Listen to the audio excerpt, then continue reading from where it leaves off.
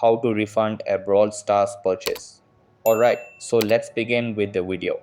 First step that you need to do is click the 3-line icon here in the top right corner of the screen and then click settings. Here now we need to head to help and support. Once inside the help and support, I want you to click the purchases section here and then access the in-app purchases. Now click the manage in-app purchases.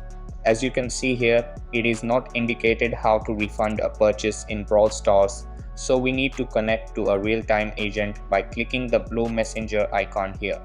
Then click leave a message. We will be discussing our issue regarding the refund. I want you to click the issues with purchases, then enter or type in the real problem, which is refund of your Brawl Stars purchase.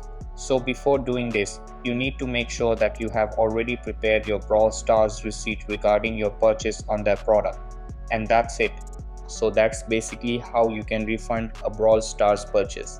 So that's all for this video. Consider subscribing if you find it helpful.